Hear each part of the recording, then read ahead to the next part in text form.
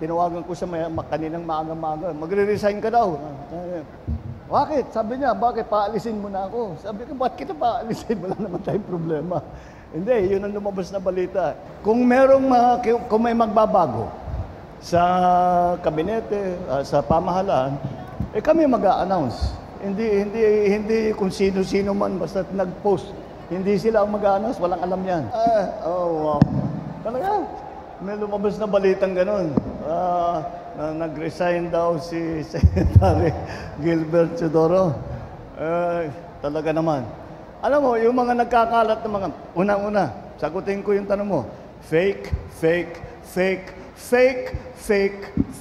news. Yan. Ang lumalabas lang dyan, ito mga desperado, nag-iimbento na lang na istorya para gumawa lang ng gulo.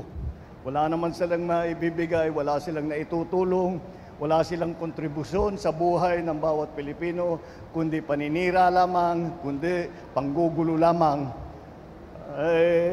Kaya't wag po natin, kailangan maingat po tayo. Huwag tayo masyadong naniniwala kung wala namang pruweba na sa kanilang mga sinasabi. Dito sa issue na ito, ulit, fake news. Yan ang pinakamasamang halimbawa ng fake news na kinakalat ng ating mga kung sino-sino man sa social media. Mag-ingat po kayo at kilatisan ninyo mabuti pagka may nababasa kayong ganyan. Dito sa issue ng Secretary Teodoro, natatawa na lang kami dahil sabi, tinawagan ko siya kaninang maaga-maaga, magre-resign ka daw. Bakit? Sabi niya, bakit? Paalisin mo na ako. Sabi ko, bakit kita paalisin? Wala naman tayong problema. Hindi, yun ang lumabas na balita. Sabi niya, huwag natin papansinin. Sabi ko, pero kailangan natin sagutin. At ipaliwanag sa taong bayan na itong klaseng mga chismis, mga marites, kinakalat lang nila ito para manggulo. Huwag po kayo madala sa ganyan. Patuloy po ang aming trabaho. Hindi po kami titigil. Lahat po ng ating mga kasamahan ay walang ginawa po, kundi araw-araw, bagong paggising hanggat matulog, ay kung paano tumulong at paano pagandahin ang Pilipinas. Yan po ang hangarin ng lahat ng pamahalaan ninyo.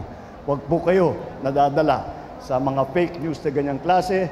Huwag po kayo madadala sa mga yung mga pangpagulo na ginagawa nila. Sa amin, hindi na namin pinapansin yan dahil alam namin ng totoo. I have always said this with some of these rumors that have spread around.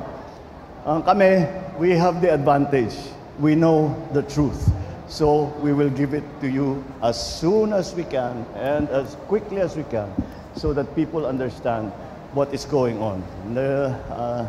Wag po kayo kung may magbabago sa kabinete, sa pamahalaan, kami mag-a-announce. Hindi kung sino-sino man basta nag-post. Hindi sila ang mag-a-announce, walang alam yan. Kami ang mag-a-announce. Sa kasalukuyan, ngayong araw nito, walang pagbabago. Yun lang. Thank you.